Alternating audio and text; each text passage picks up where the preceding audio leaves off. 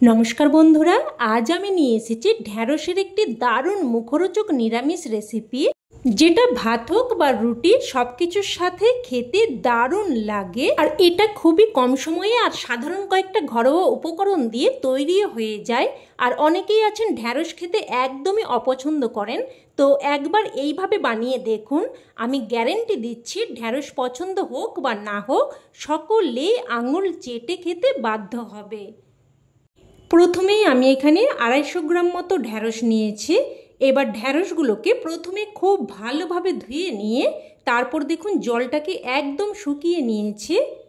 এই রকম ভালোভাবে ধুয়ে নিয়ে তারপর জলটাকে একদম শুকিয়ে নেবেন, কারণ ঢ্যাঁড়স কাটার পর কিন্তু আর ধোয়া চলবে না।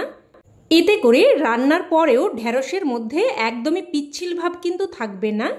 আর বন্ধুরা, এখানে কিন্তু ঢ্যাঁড়স একটু বেশি পরিমাণেই নেবেন, কারণ এই রান্নাটা এতটাই টেস্টি হয়। আর এমনিতেই ঢ্যাঁড়স রান্নার পরে একটু কমে যায়, তাই খাওয়ার সময় কিন্তু তরকারি কম পড়ে যেতে পারে। তো দেখুন ঢ্যাঁড়সগুলোকে আমি এই রকম সাইজ মতো করে কেটে নিচ্ছি। যেই ঢ্যাঁড়সগুলো বড় সেগুলোকে 3 টুকরো করে কেটে নিচ্ছি, আর যেগুলো ছোট সেগুলোকে 2 টুকরো করে কেটে নিচ্ছি। দেখুন ঠিক এই রকমভাবে কেটে নিয়েছি। এবার এগুলো একটা প্লেটের মধ্যে উঠিয়ে রাখছি। এবার গ্যাস অন করে কড়াই বসিয়ে দিয়ে দিলাম প্রায় 2 চামচ মতো সর্ষের তেল। আর এই রান্নাটা কিন্তু অবশ্যই সর্ষের তেলেই করবেন। তো তেলটাকে একদম ভালোভাবে গরম করে নিয়ে তারপর এখানে ঢ্যাঁড়সগুলো দিয়ে দিচ্ছি অল্প একটু লবণ আর অল্প একটু হলুদ গুঁড়ো। লবণ আর হলুদ গুঁড়োটা দিয়ে ভালোভাবে মিশিয়ে নেব। মিশিয়ে নিয়ে এবার একটা ঢাকনা দিয়ে মিডিয়াম ফ্লেমে ঢ্যাঁড়সগুলোকে প্রায় 4 থেকে 5 মিনিট মতো ভেজে নেব।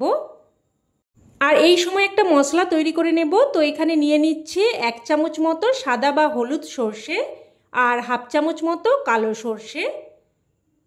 আর এই রকম 2 ধরনের সর্ষে মিশিয়ে রান্না করলে রান্নার স্বাদ কিন্তু অনেক বেশি ভালো হয়। আর এখানে দিয়ে দিলাম 2টো কাঁচা লঙ্কা আর অল্প একটু লবণ। তবে ঝালটা কিন্তু অবশ্যই আপনারা আপনাদের স্বাদ অনুযায়ী দিয়ে দেবেন। তো মশলাটাকে দেখুন আমি কিন্তু একদম মিহি করে বেটে নিয়েছি। এবার এদিকে কিন্তু প্রায় 4 থেকে 5 মিনিট মতো ঢেকে ঢেকে ঢ্যাঁড়সগুলোকে ভেজে নিয়েছি। আর মাঝে কিন্তু একবার ঢাকনা তুলে নাড়াচাড়া করে দিয়েছিলাম। তো দেখুন ঢ্যাঁড়সগুলো একদম সুন্দর করে লাল করে ভাজা হয়ে গেছে। এবার ঢ্যাঁড়সগুলো উঠিয়ে নিচ্ছি। উঠিয়ে নিয়ে ওই কড়াইয়ের মধ্যে আবারও দিয়ে দিলাম 1 চামচ মতো সর্ষের তেল। ফোড়নে দিয়ে দিলাম অল্প একটু কালো জিরে আর একটা শুকনো লঙ্কাকে 2 টুকরো করে দিয়ে দিয়েছি। ফোড়নটাকে নাড়াচাড়া করে কয়েক সেকেন্ড ভেজে নেব। ফোড়নটা ভেজে নিয়ে এবার এখানে দিয়ে দিচ্ছি একটা মিডিয়াম সাইজের কুচানো টমেটো। টমেটোটা দিয়েও নাড়াচাড়া করে কিছুক্ষণ ভেজে নেব, যাতে করে টমেটো বেশ একটু নরমও হয়ে যায় আর টমেটোর কাঁচা গন্ধটাও চলে যায়। তো দেখুন টমেটোগুলোকে একটুক্ষণ নাড়াচাড়া করে ভেজে নিয়েছি। এবার এখানে বেটে রাখা মশলাটা দিয়ে দিচ্ছি। মশলার বাটিটা ধুয়ে অল্প একটু জলও দিয়ে দিলাম। এবার দিয়ে দিচ্ছি এখানে হাফ চামচ মতো হলুদ গুঁড়ো আর অল্প একটু লঙ্কার গুঁড়ো। এবার মশলাটাকে নাড়াচাড়া করে বেশ কিন্তু ভালোভাবে কষিয়ে নেব।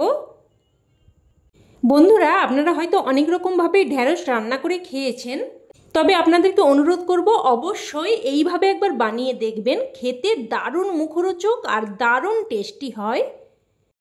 তো মশলাটাকে ভালোভাবে দেখুন কষিয়ে নিয়েছি। এবার এখানে ভেজে রাখা ঢ্যাঁড়সগুলো দিয়ে দিচ্ছি। এবার সব কিছু নাড়াচাড়া করে মিশিয়ে নেব। ভালোভাবে মিশিয়ে নিয়ে এবার এইভাবে উপর দিয়ে অল্প একটু করে জল ছিটিয়ে দেব। এবার এইভাবে একটু হালকা করে নাড়াচাড়া করে মিশিয়ে নিতে হবে। জল দিয়ে খুব বেশিক্ষণ কিন্তু ঘাঁটাঘাঁটি করা চলবে না, তাতে করে কিন্তু ঢ্যাঁড়স একদম পিচ্ছিল হয়ে যাবে। মিশিয়ে নিয়ে এবার গ্যাসের ফ্লেমটাকে একদম লোতে করে একটা ঢাকনা দিয়ে প্রায় কিন্তু মিনিট 4-5 আবারও রান্না করে নেব। এবার এই রান্নার আসল মশলা তৈরি করে নেব। তো অন্যদিকে গ্যাস ওভেনে একটা তড়কা প্যান বসিয়ে দিয়ে দিলাম 1 টেবিল চামচ মতো কালো জিরে। এবার লো ফ্লেমে একটুক্ষণ নাড়াচাড়া করে কালো জিরেটাকে ভেজে নেব। দেখুন একটুক্ষণ নাড়াচাড়া করার পরেই কালো জিরেটা এরকম ফুটতে শুরু করবে। আর তখনই আবারও একটু নাড়াচাড়া করে এটাকে কিন্তু সাথে সাথেই নামিয়ে নিতে হবে, না হলে কিন্তু মশলাটা বেশি পরিমাণ পুড়ে যেতে পারে। এবার এটাকে একটু ঠান্ডা করে নিয়ে তারপর এটাকে গুঁড়ো করে নেব। তো দেখুন গুঁড়ো করে নিয়েছি। এবার এদিকে প্রায় কিন্তু 4 থেকে 5 মিনিট মতো ঢাকনা দিয়ে দিয়ে লো ফ্লেমে রান্না করে নিয়েছি। সব কিছু একটু নাড়াচাড়া করে মিশিয়ে নিচ্ছি আর দেখে নেব এবার ঢ্যাঁড়স ভালোভাবে সেদ্ধ হয়েছে কিনা। তো দেখুন দেখিয়ে দিচ্ছি, একদম ভালোভাবে ঢ্যাঁড়স সেদ্ধ হয়ে গেছে। এবার এখানে অল্প একটু চিনি দিয়ে দিচ্ছি, এতে করে স্বাদটা সুন্দরভাবে ব্যালেন্স হবে আর খেতেও কিন্তু খুবই ভালো লাগবে। আর সাথে ভেজে গুঁড়ো করে রাখা কালো জিরেটা দিয়ে দিলাম। এবার সব কিছু নাড়াচাড়া করে ভালোভাবে মিশিয়ে নেব। ভালোভাবে মিশিয়ে নিয়ে এবার লো ফ্লেমে একটা ঢাকনা দিয়ে 2 মিনিট মতো রান্না করে নেব। তো ঢাকনা দিয়ে 2 মিনিট মতো রান্না করে নিলাম। এবার এখানে দিয়ে দিচ্ছি অল্প একটু আমচুর পাউডার আর 3টে চেরা কাঁচা লঙ্কা। আর আপনারা চাইলে আমচুর পাউডারের পরিবর্তে কিন্তু এখানে লেবুর রসও ব্যবহার করতে পারেন। আর যদি লেবুর রসও বাড়িতে না থাকে তাহলে টমেটোর পরিমাণটা একটু বাড়িয়ে দেবেন, তাতে করেও কিন্তু রান্নাটা খেতে বেশ মুখরোচক হবে।